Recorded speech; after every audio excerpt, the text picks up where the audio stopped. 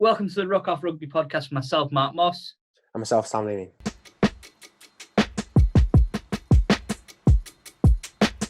If you like rugby content, please like, share and subscribe to this YouTube channel or on iTunes and Spotify at Ruck Rugby. Please subscribe and we will get out more content. Any ideas you guys have, please leave them in the comments below and we will see what videos we can get out to you guys.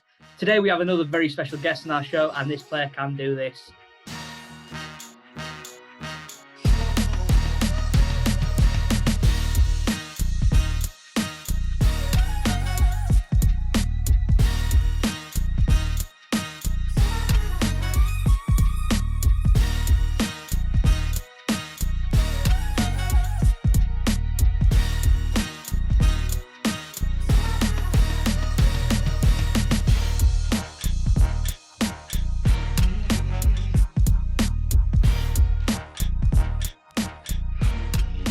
Today we are joined by Hartpury RFC flanker Max Clementson. Max, how are you doing? Yeah, very good, thanks. Thanks for having me. Thank you very much. Cool. So Max has joined us today to talk about the top 10 flankers in World Rugby. As a championship flanker, Max, what, in your opinion, makes a good one? So I think there's quite a few characteristics of a flanker. Generically, like a 6 and a 7 is probably a little bit different. But as a flanker, you need to be able to do pretty much everything in the game. It's kind of like a bit of a hybrid athlete. Generally you see like your back three a lot quicker, front forwards more aerobic work, whereas the back row you've got to do everything really. Attack, defence, set piece. So yeah, a bit of everything really. Cool. You mentioned the open side and blind side. What are the key characteristic differences between those two positions? So I suppose that's a probably massively subjective question, but in my opinion, an open side's much more defensive role. So you take your tackling and your breakdown work as your kind of bread and butter, and then anything additional to that is probably a bonus. It just is a generic role, and then your 6, for me personally, does a bit of both. So like attack and defense has probably fewer impacts, but bigger impacts. So like dominating the gain line in both attack and defence when they carry and hit. And then, I know you didn't ask, but an 8 would then be the opposite of a 7. So like much more of that attacking ball carrying role, in my opinion. So I've got a question. Again, quite subjective, but I suppose between the 6 and the 7, weight-wise and being able to be dynamic, in your opinion, Max, is it best to carry a few more kegs, or is it better to be someone like a Savea who's done some New Zealand 7s and is more dynamic and has a better skill set? I think there's definitely room for both in rugby. It massively depends what type of player you are and what sort of game you're trying to play. There's so many different back rows, and in my opinion, balance is the massive thing you need in a back row.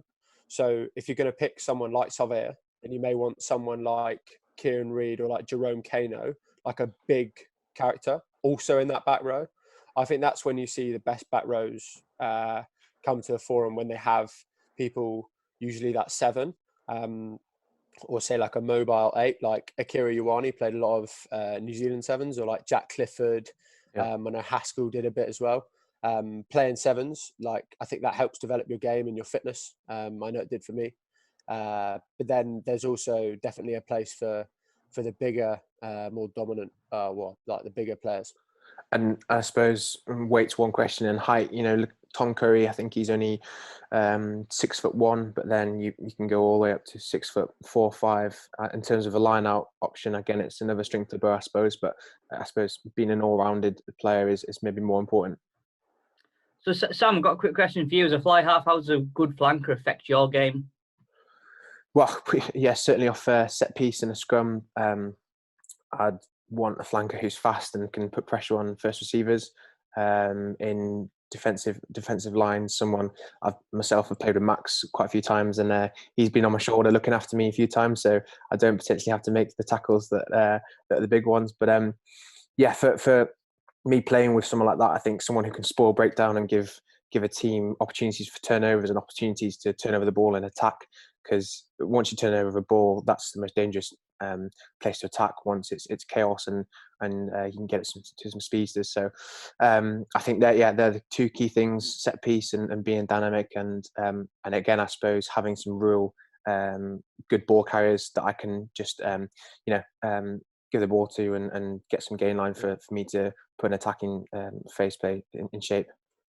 It's interesting you say about set piece, Sammy, because we'll talk about, but one of our top back rowers, Michael Hooper, only 5'11", I think, weighs 100 kegs, so real light, but like so dynamic and powerful.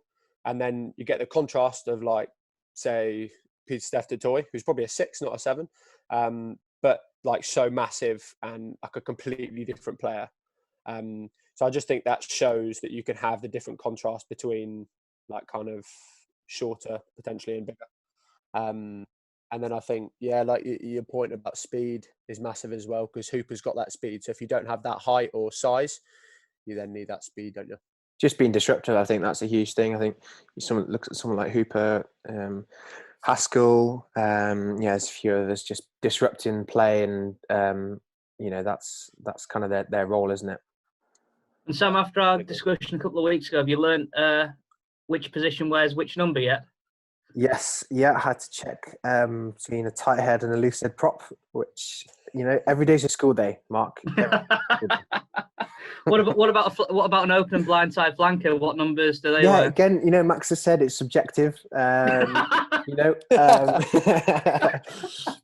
of them's a classic ball carrier. The other one's a bit more at the breakdown. Would that be correct in saying, Max?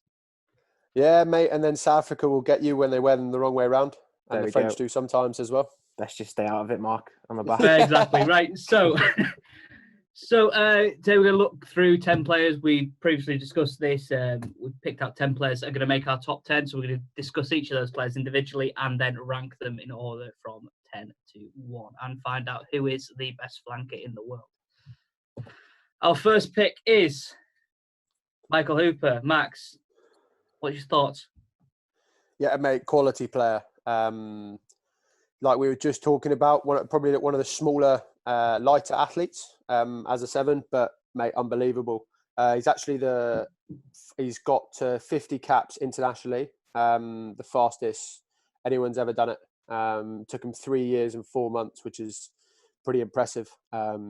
Stormed on the scene really when David Pocock got injured, and looking pretty similar, mate. No one really knew Pocock was gone. And I think he's, for his size, he used to be like a beach sprinter, and he's quality. Like for someone that weighs 100 kegs, the way he like breaks tackles and stays on his feet is pretty awesome. And like Sam, you were saying, being a nuisance, disruptive, putting pressure on 10, pressure on other players, I think is quality. Ultra competitive as well. Yeah. I don't think there's any question about his career and what he's done in that. I think he's had an unbelievable career. But what about his recent form? So over the last year and a half, what still warrants him a place in this top 10? Like I was saying, so his competitiveness is what I think earns him a place, just through his like ability to stay at that top level, and stay continually be able to perform at the top with his ball carrying. So like his ability to stay on his feet. Like I was watching some rugby the other day, mate, and he makes meters where there's not meters to be had. And his continuous pressure and disruption at the breakdown is why I'd put him in there. Agreed, yeah. I think his ball carrying's pretty super. I think he does a lot of the hard yards when people won't want to carry as well. I think yards are probably props that you'd rather have a prop carry, and he wants to take. He's not afraid to take a big hit off somebody. He's got good passing skills, great hands, and his work at the breakdown again with having him and Pocock a few years ago. Just unbelievable at top international level. That the back row for Australia was just amazing. I think for someone who's only, like I said, 5'11", he still has a huge presence on the field. Like we said, he's a nuisance. He might not carry the weight that some of the other guys do, but he certainly makes up for it by being quick and putting some footwork on before contact or whatever. So he's definitely has a huge presence on the pitch, especially at international level. At 5'4", I'm not going to be commenting on anybody's height at all in this video. Right, so next pick, Kolisi. World Cup winning captain with South Africa. Sam, opinions? Yeah, Kolisi. I mean, yeah, anyone who's watched the World Cup will see his presence as a leader, but also in his performances as well. Yeah, absolute unit. I think is carrying and support players some of his strongest assets. I think there's maybe better players over ball in this list, but for someone, again, we'll talk about presence on the pitch and how he led that South Africa team to win the World Cup is huge. Yeah, so you mentioned his leadership skills there. Like, for me, I think for him as an individual player, I think his presence on the pitch far outweighs his skill and natural ability. What's your thoughts on that, Max? Yeah, I think kind of comes back to what I said a little bit earlier, and I'll probably keep referring to is like the balance. Not only the balance within your back row, but the balance within you as a player. It takes a tremendous character for someone for you to say that an international captain of a World Cup winning team, for his presence to be more than his playing ability, and that doesn't diminish his playing ability at all. No, I agree. Absolutely quality player. I agree, Sam. Probably there is a couple of people better over ball, but there's not many as like an all-round game are better than him, mate. I think he's quality. And I don't think there's going to be many players of this generation that films are going to be written about. And there's, without a doubt, there'll be a film written about Siya Kolisi from his time out in the shanties, and then building his way up of actually going to his grandma's and her feeding him more food than the rest of them, just so he can get his right nutrition in for the academy and building himself through there. I just think that's an incredible story of where he's come from and how he's dominated world rugby. Yeah, I couldn't agree more, mate. There's not many stories out there like that. No. Okay, next player. Sam Underhill, England's 6, 7, 8. Play anywhere across that back row for me. 23 years old, fast, physical, makes ridiculously dominant tackles. And for a back rower, I think he's probably one of the most disciplined players on this list. There's not a lot of penalties I don't think Sam Underhill gives away. Yeah, so... Sorry, mate. Sorry, I thought someone was going to speak. Yeah. So, mate, I completely agree. I think Sam Underhill epitomises what I was talking about of my opinion of a 7. Like, you want your 7 to dominate defence, and Sam Underhill does that, mate. Like, I don't think there's probably a harder hitter in the game than, well, you could maybe argue Courtney Lawes, but consistently Sam Underhill, mate, whenever you watch him, like if you play a cam in for a game, mate, every tackle he makes, he smokes people. And his work at the breakdowns quality. So, mate, I couldn't agree more. Probably, yeah, even top 3. I'd agree with that. I think every good England performance they've had in the last few years has been built on a phenomenal defence. Yeah. You look at when England are playing well in attack, it's great, but it's always there when the defence is brutal, and the defence brings it up to that. And I think him as a presence in that back row, he's not the best at turning over the ball himself, of actually going in there, jackling, winning that ball. But the amount of turnovers that he makes just through hitting a dominant tackle, and then the rest of the pack firing through that ruck. It almost gives the other players opportunity to, doesn't he? Like even just watching England France in this most recent Six Nations, just see dominant tackles, and when you get hit over the game like that, it just opens up. It's harder for the defence to work back and secure that ruck, so it just gives opportunities for the other players, especially like Curry in the England team, to go ahead and steal some ball. Mate, I still think that Curry will be remembered for his 2 performances against New Zealand. Like the one in the Autumn Internationals and in the one in the World Cup, mate. He was dominating boys, mate. I still think that's when everyone thinks about Curry, when everyone thinks about Underhill, sorry, they just think of those shots of him like smoking like Mackenzie in that Autumn Internationals, and in the World Cup as well. Yeah, and just for us to talk about his defence like this and really for a couple of minutes neglect his attacking ability, I think shows how strong he is in defence, because he's brilliant in attack as well. Ball in hand, he's quick, he makes line breaks, and then he gives the passing support as well. Just an all-round phenomenal back row player.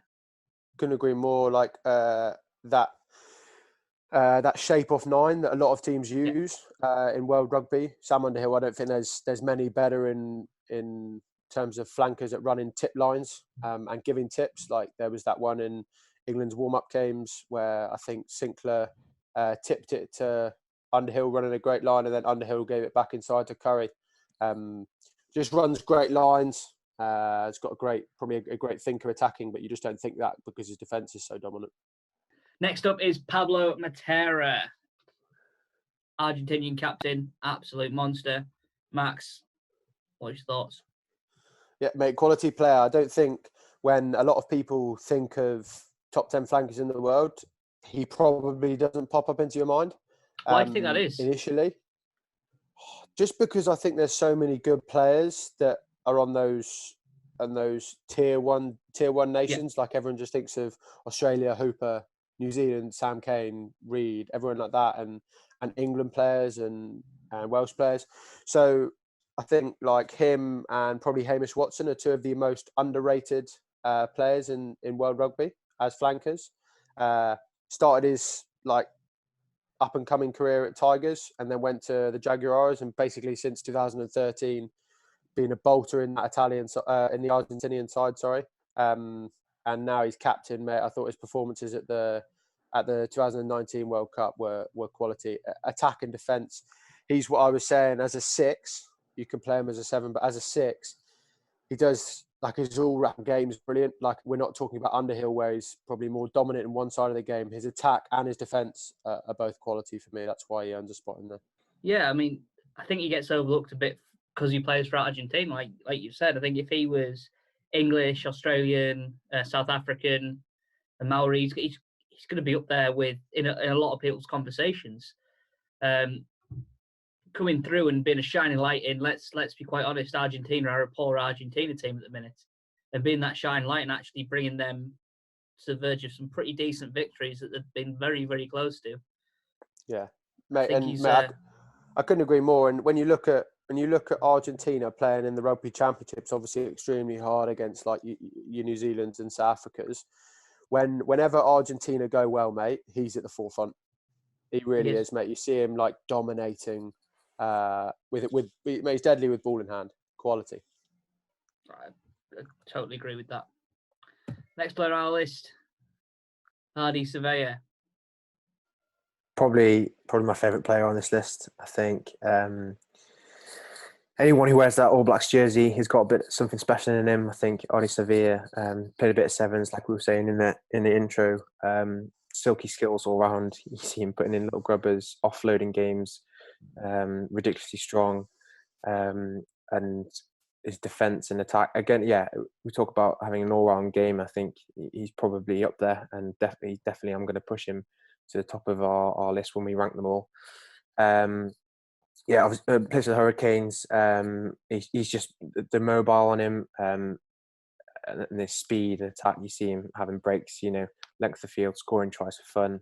I agree. I think that he's probably the best rugby player on this list. Whether he's the best flanker, we can debate that later. But as an overall rugby player, his catch, pass, awareness, defence. Looking at some of the players on this list, obviously don't get too stat heavy, but you've got a few of these flankers here, such as Hooper and Underhill, that tackle rates are down at about 90%, still very high tackle rate, 91, 92% respectively. They make great tackles, but he's up at 97%. And compared to everybody else's meters, he's carrying nearly 5 meters every time he gets the ball, which is just his speed, but also his ability to pick gaps, beat defenders. And again, on this list, he's probably going to be the player that beats more defenders than anybody else.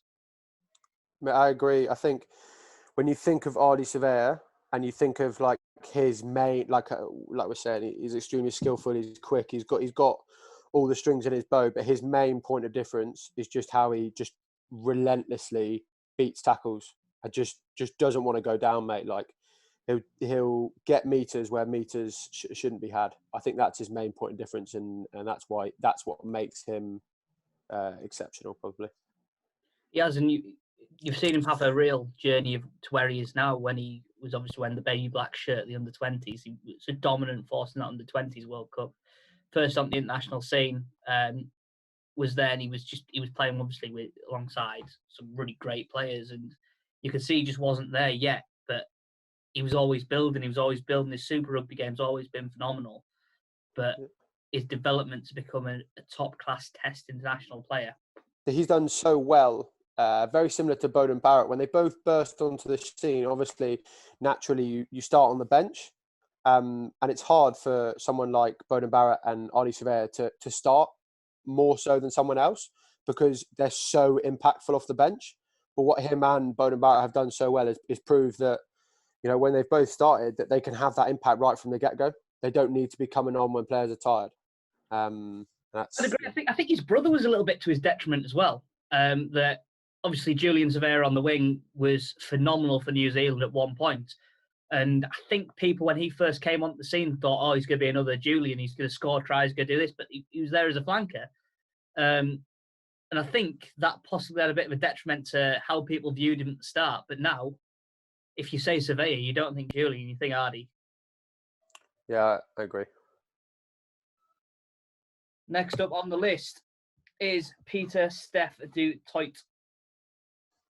Just an absolute monster. Like, if you're playing rugby at any level and somebody the size, the pace, the skill level of Peter Steph du Toit comes up against you, you're going to be crapping yourself a bit. Like, he's just unbelievable. His dominant tackles. We talked about Underhill's dominant tackles. Look at this man. What a World Cup with South Africa. Just ridiculous. For me, makes his work rate great as well. Looking at 15-ish tackles a game. For somebody that size, that presence to do that and carry the ball like he does, just ridiculous. Mate, I think he sums up a number 6, like I was saying. His attack and his defence is just, like, you wouldn't say he's better at one or the other. His quality, like, it will just engulf people, mate. He is absolutely massive. And I think that's what he did. That's what South Africa did in the World Cup final, mate. They just beat England, just suffocated them. Another string to his bow is extremely good in the line-out. So his set piece is quality. So that's another, obviously, thing that he's exceptionally good at. I think probably from a couple of years ago, where he's taken his game to the next level is probably just not making any errors. Like, he potentially had a slightly high penalty count at the start of his career. But now he's cut that out. I mean, no wonder why he's won the IRB Player of the Year this year, mate. You mentioned his discipline there. It's certainly an area that he has improved, but it's still got a bit of a way to go. Probably the most penalised player on this list that we're going to talk about still, but cuts out of his game. It's going to be scary looking at. We're going to have 3 South Africans on this list, and that's just a scary background. He's definitely talk about all-round rugby ability. Line-out jumper, attack and defence, both awesome. And I just had a look on YouTube, and he's got his own highlights reel from the World Cup final, and he just putting pressure on 10. Like, George Ford just had no time to do anything. Awesome player. Yeah, one thing you need in attack is time, and time to actually think and get the ball away. He gives teams no time. He gets in the face. Again, he plays that line. We talk about his discipline. A lot of his penalties come from his offsides. But when somebody's pushing up in your face that quickly, and if he's got a couple of disciplined games in him, you can't see a team scoring many points against South Africa. I suppose, we haven't really talked about pushing the line. Richie McCaw was famous for that phrase as a flanker. And I suppose as a 7, you're always trying to get to that first receiver to put the pressure on. And unfortunately, and for the team, that sometimes means you are going to get penalised. But it's about weighing up those risks and rewards for the team.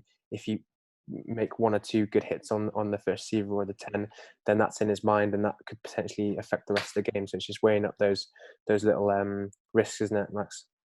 Mate, as a 7 and a 6 probably, you live or die. Live by the edge, by those milliseconds of being offside or being onside, and getting a turnover and not getting a turnover. It's huge. Like, if you hold on to that ball at the ruck for an extra second longer, you could well get the turnover, and a lot of teams do. Like, even if the rest of us release, sometimes you don't know if he's talking to you or if he's talking to the player on the floor. So, and if you go for it, sometimes you give away a pen, sometimes you get the pen. But it's those milliseconds that basically define define you, really. You can define a game as well. Massively. You get those millimetres right in 3 or 4 occasions, you're likely to get a good decision. It could be a positive outcome, but again, if you get those 3 or 4 decisions wrong in the game, it can cost you the game. So somebody with that intelligence to know that and to push the line as far as he can, it's going to be certainly a top contender for us. Massively, and I think something we haven't mentioned yet is momentum. Yep. And those milliseconds can swing momentum massively. I mean, an obvious, easy example is you're defending on your line and you make a turnover. That swing in momentum is huge. Yeah, or even in midfield, just a big hit. We talked about him being a physical presence in defence. Yeah, he makes that one big hit and it changes the momentum in a tight game. One big hit, they mess up. Next thing you know, the attackers are up for it and they want to score and score. Exactly right. Another South African in Francois Louw. Yeah, mate. So I'll easily take this one. Absolute operator, mate. At the breakdown, I think his game, probably the World Cup probably highlighted it for me. He is just so good at the breakdown, making consistent turnovers. He's coming off the bench and he's making turnovers in every game. So strong over ball. His I don't know his success rate, but his success rate for attempts to steals is ridiculously high. And that's probably his main reason for being on the list. But secondly, you never see Francois Louw have a bad game.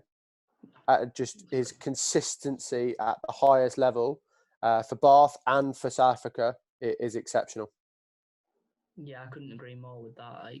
His turnover rate's ridiculous. His work rate's ridiculous, and like you say, I don't think it's the first time I've thought of that, but I don't think I've seen him have a bad game.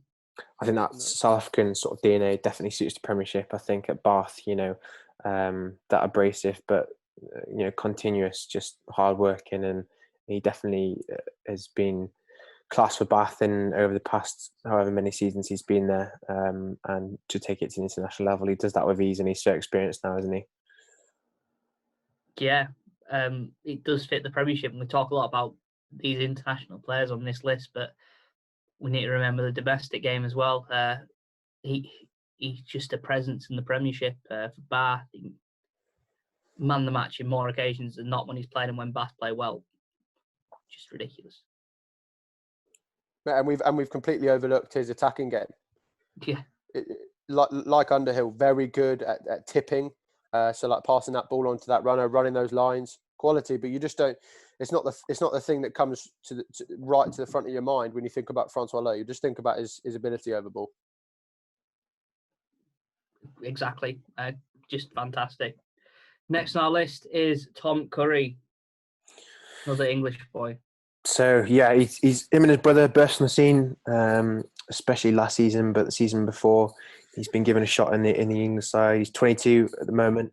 I think we've spoken about some of these flankers being better all round, better breakdown. I think his natural ability over the breakdown and his ability to get these big match-defining moments are pretty outstanding for his age, and his transition from literally schoolboy rugby into the Premiership, especially for Sale, is quite remarkable, and a huge talent who's only going to get better and better. He's been tested at international level with England, obviously the past year through the World Cup, which obviously be a huge experience for him, and I think he really performed. I think he was our best, he's the best flanker in the country, and he definitely performed at that level.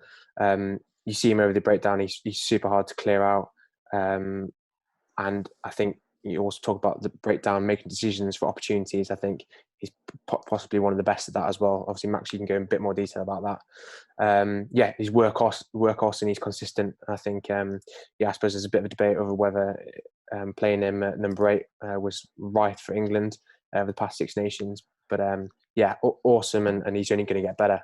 Well, I think those debates are starting to blur as well, like these back row roles. I think they're all starting to merge into one. You can look at traditions of what a 6, 7, 8 should be.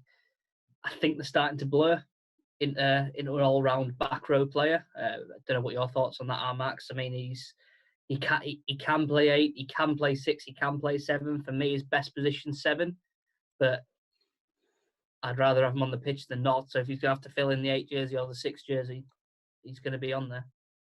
I agree. I think it's just a compliment to him that Eddie Jones picks it as he's 21, 22 years old, and he's played everywhere in the back row for England. Not many people can say that. I think when he burst onto the scene, you're right, Sam. Like, his breakdown was his massive point of difference. Like, just consistently getting turnovers at 7. A compliment to him that he's adapted his game to be able to play 6 for England in the World Cup. You know, like Eddie Jones went away and told him to put on some size, work on his line-out ability and carry a bit more. So he changed his game massively. Like, you watch when he played 7, particularly at the start of his career, for his first few caps, a lot more defence orientated, especially on that tour to Argentina, his first cap, and in the World Cup when he was playing 6, carrying so much more. Still, his defence and his hits were great, and he was still making turnovers. But the way he's adapted his game, I think, shows what an operator he is.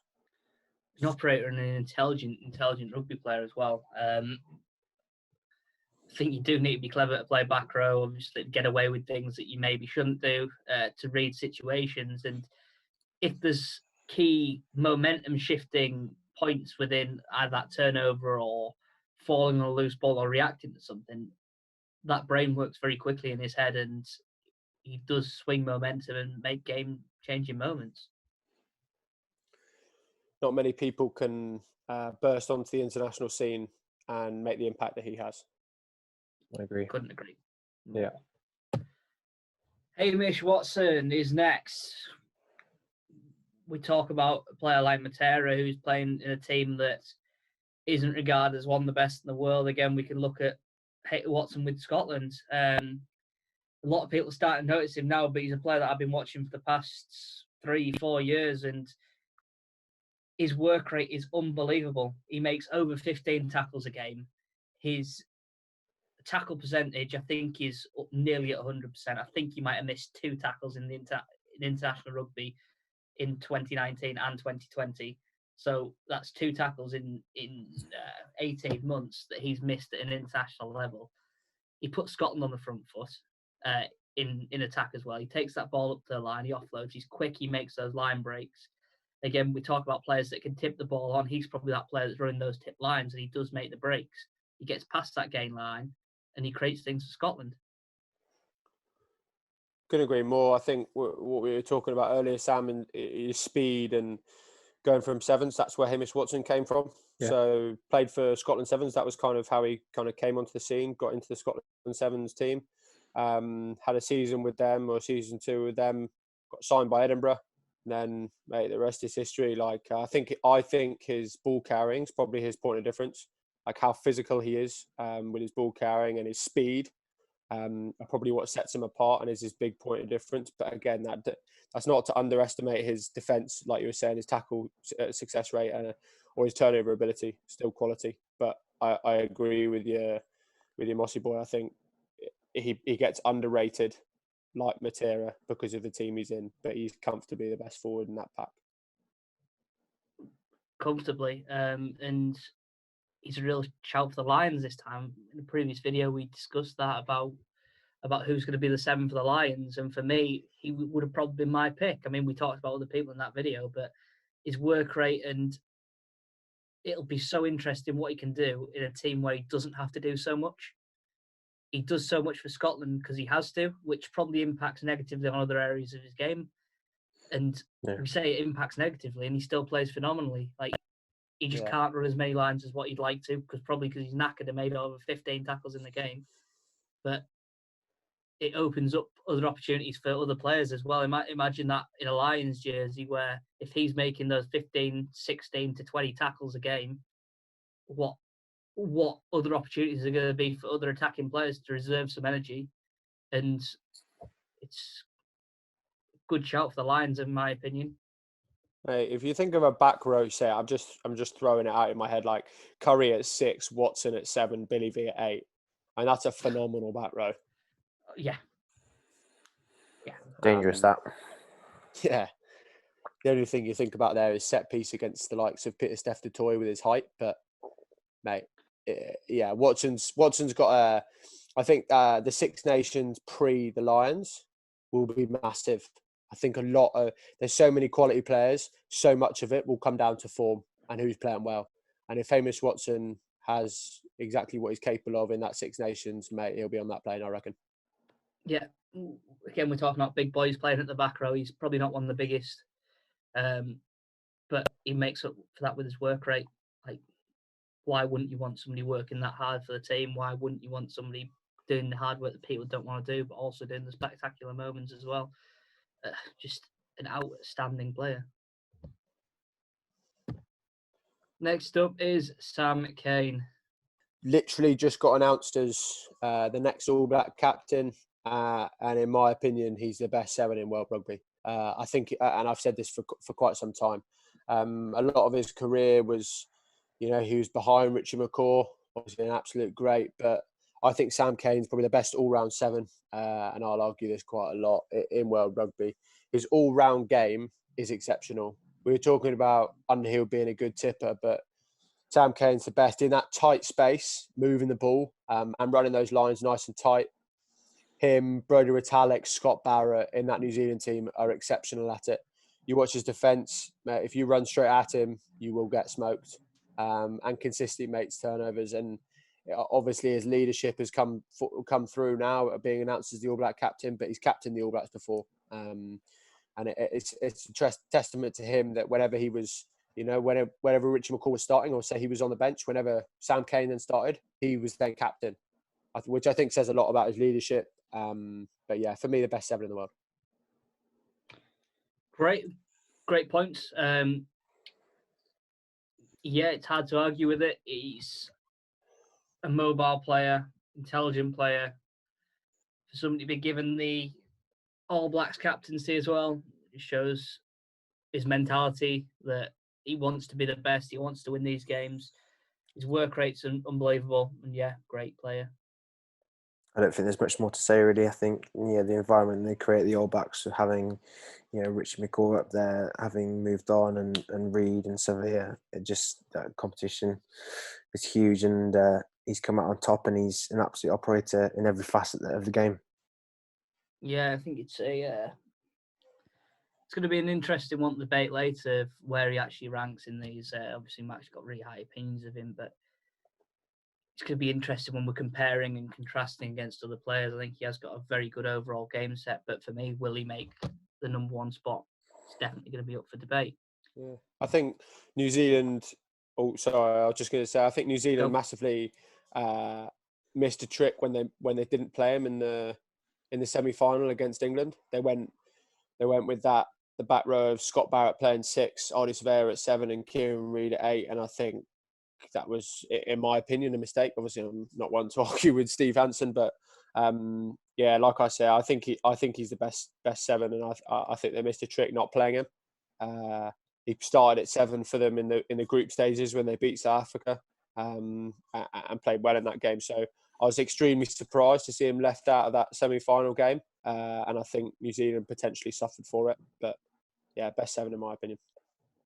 Yeah, good argument with that. So we've obviously had some notable omissions here. 3 Welsh boys that have been pretty phenomenal over the last few years in Tipuric forever has been phenomenal, always behind Warburton, but an absolute legend in his own right. Navidi, who's put in some stellar performances, and Ross Moriarty. For me, Tipuric probably would have made my top 10. I think his turnover rate, his leadership, his on-the-ball skills as well are great. What's your opinions on him? Ball player. Like, when you think of Tipuric, you just think of a ball player, don't you?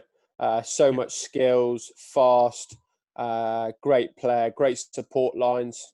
Probably got one of the highest try count in back rowers. Just seems to always be on the end, a bit like a 9. Fantastic player. Again, not diminishing his defence. Great tackler. Great turnover rate. Yeah. Josh Navidi, again, another real good player.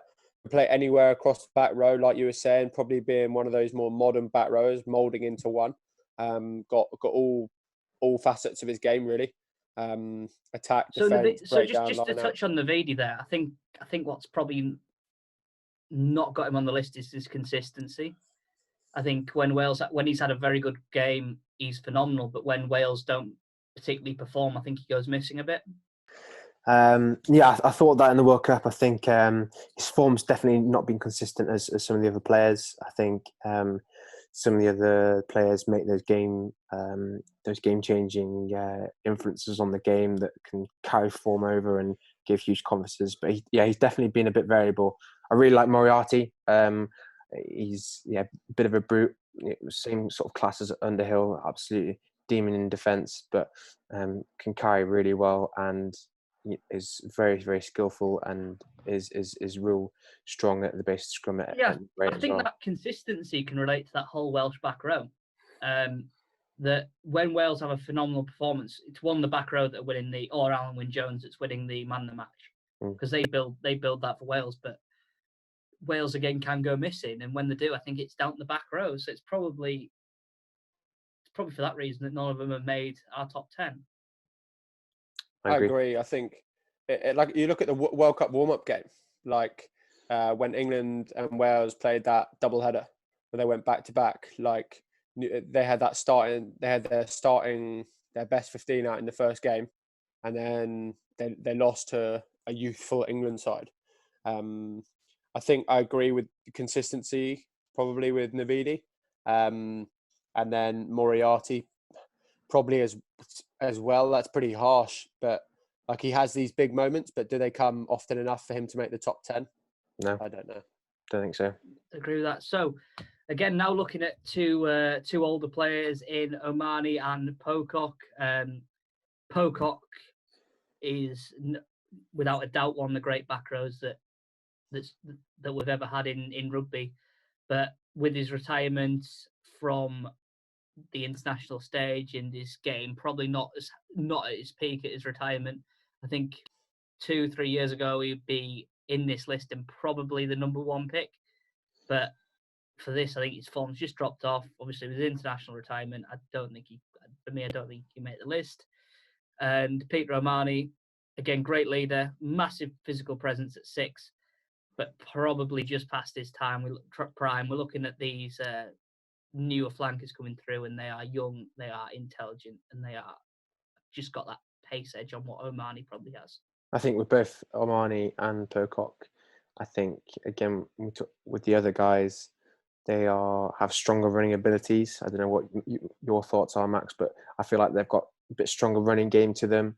And I know Pocock's absolute master in some parts of his game, but I just feel the other players are increasing the skill set needed for a modern day back rower. Yeah, I think Pocock definitely added to his game. Like in 2015, that World Cup, I thought it was immense. Like, there's no doubt that Pocock is probably the strongest back rower or player over the ball, probably that's ever been. Like, it's just absolutely ridiculous, especially after coming back after 2 knee reconstructions within like virtually back to back. But when he came back into that team with Hooper and he had to start playing 8 and 6, I feel like he did develop his attacking game. And he if he was still playing international rugby, he would be on the list. But yeah, I see what you're saying, Sam, with the modernised back rower, that more all-round game, kind of like Josh Navidi. Yeah, I agree. Yeah, yeah, great example. Yeah, I agree. Yeah. Just name someone that we haven't actually put on this picture here. Dan Levy, I think he's probably one that 12 months ago might have made this list. Phenomenal in last year's Six Nations, phenomenal for 18 months before that, especially in the Leinster shirt as well. Might have made our top 10, but just through injuries, I don't think he can make it this year. Yeah, I agree. And you've also got Josh van der Fleer, the Irish 7, as well as Sean O'Brien, probably comes in the same category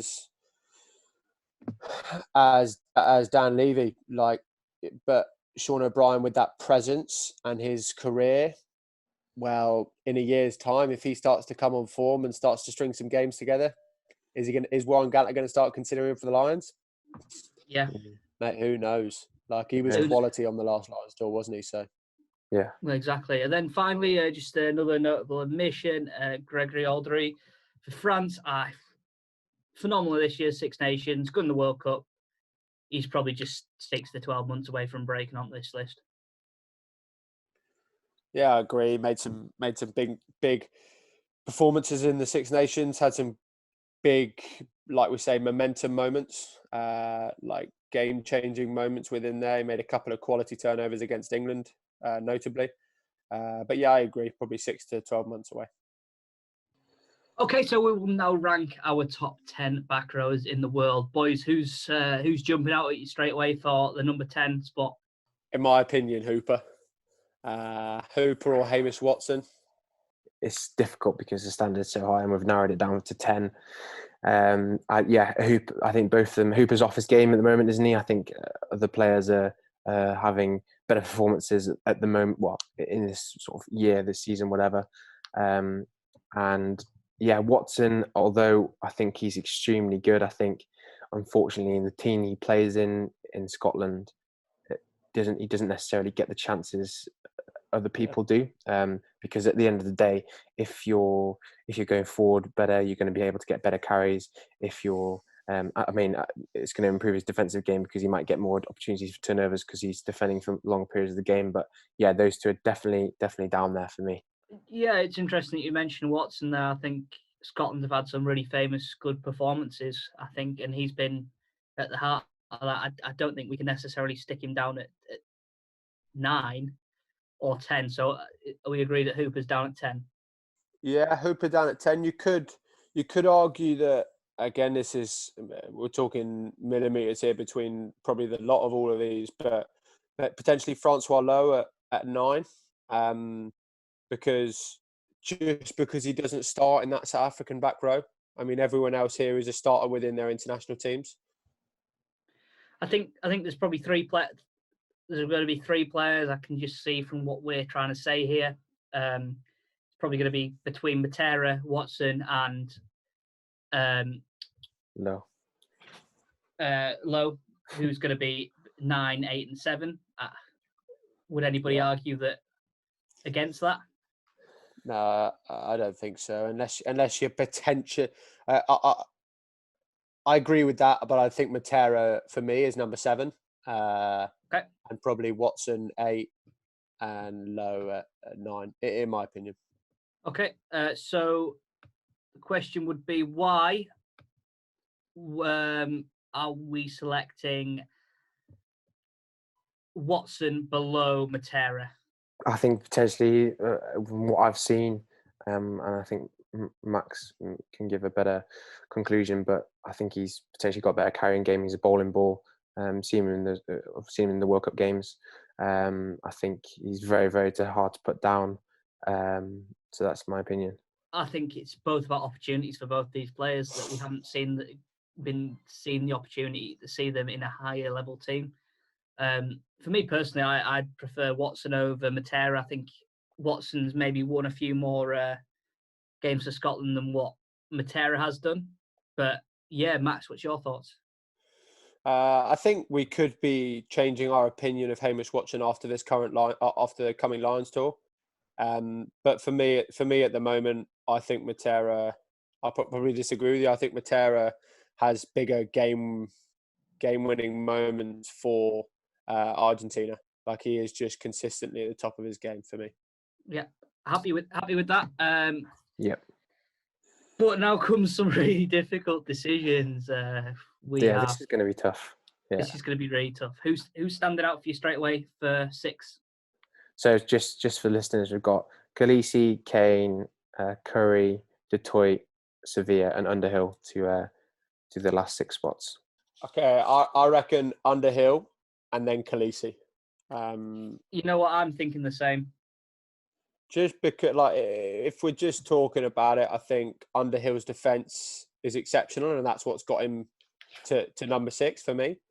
And then for Kolisi, his presence and his ability has got him to number 5. But for me, these are the top 4 back rows are just next level.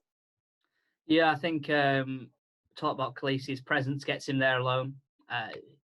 Probably not the strongest player on the list, like as an overall rugby player, but his leadership skills, presence on the pitch, wins a World Cup, probably puts him there. Underhill, I think people look at Underhill and think he's older than what he is as well. He's only 23, so give it another year cycle, he can potentially be at that top tier.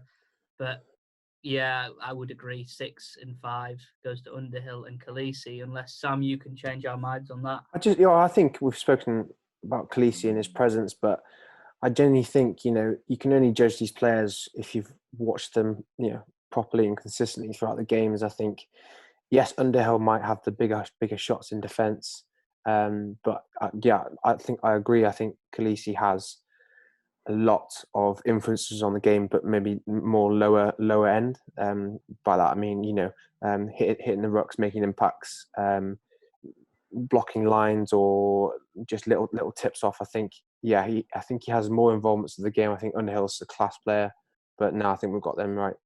I think I know what you boys are going to say at number 4, and I think he's going to be wearing a white shirt. Am I correct? Curry. Yeah. Outdoes Underhill, outdoes Kolisi. Yeah. Just, what is he, 21, 22? And to be making the list of top 10 back rows and to be in there, I think, again, another 12-month cycle. You don't know. For me, I think England are going to be up there as maybe the best team in the world within the next 18 months. I think both Underhill and Curry are going to have big says in this. But, for me, we're not going to put him ahead of Steph Detroit. We're not going to put him ahead of Sam Cane. We're not going to put him ahead of Ardie Savea. Just right now, I don't think he's going to be there. I think it's just super tough though, because I would probably agree, but it's so hard because if we're going on form, is he probably in the higher than this? I don't know. Like in the World Cup semi-final, did he outplay Ardie Savea? I know Ardie Savea was still one of New Zealand's best players, but I mean, Curry was man of the match. So, but like you say, in 12 months. That's really hard to disagree with. But I think if we can't really look at it on that one game. I think, great.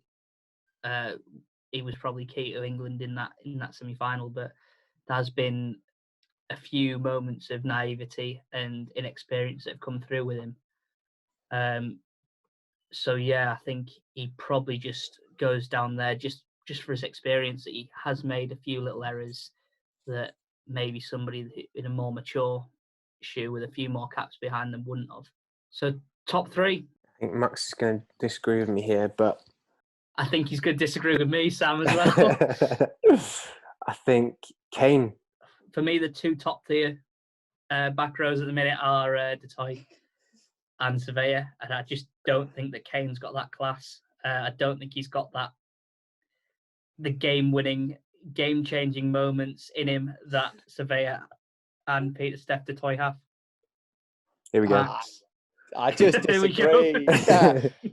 Like it's a good discussion, but for me, I think he's the best player. I really do. I think Steph Detroit, like we were saying, is discipline. That's for me, like in my opinion, what puts him at number 3. And then I know he's IRB World Player of the Year and he's exceptional. But for me, that's what puts him there. Sam Cane, like I was saying about Francois Louw, you don't see him have a bad game. Like, yes, he doesn't potentially have like the massive momentum swings, but his all-round game, like I'll refer to balance again, like the balance of his all-round game, his tipping ability, his carrying ability, his breakdown work, his leadership, his presence, his defence. For me, that's what puts him at the top. And again, Ardie Savea, a quality player. I think Savea and Cane are the top 2. And if you put Savea at 1, like his ball carrying is exceptional. So, what do you think Detroit lacks then? So you're saying those 2 All Blacks top 2. What do you think Detroit lacks getting ahead of both of them or one of them? I think potentially different players or in one area. You know I mean they are different players, because you're talking about Detroit, right? And he's a 6 for me. He's not a 7. Yeah, Sam Cane's an out 7, and then Ardie Savea is that new model of back rower who can play anywhere in the back row. I think he will fit in to the number 8 slot. Now Kieran Reid's retired from international rugby.